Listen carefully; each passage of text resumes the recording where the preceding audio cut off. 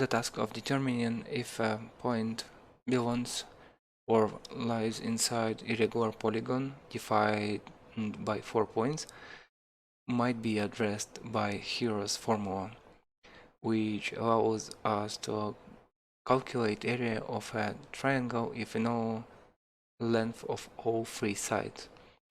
An irregular polygon is the polygon for which all the sides are different length, for example. So how this is applied here?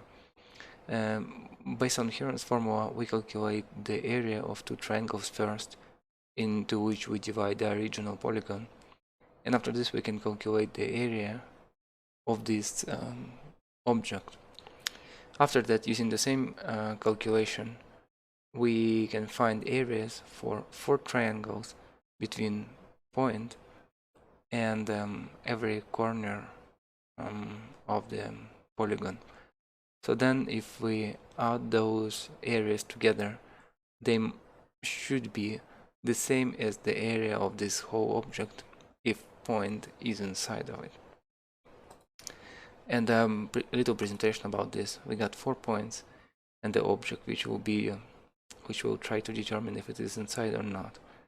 And inside the script is just function which calculates Heron's formula and tracks the position of object and colors it red if it is inside and white if it is outside.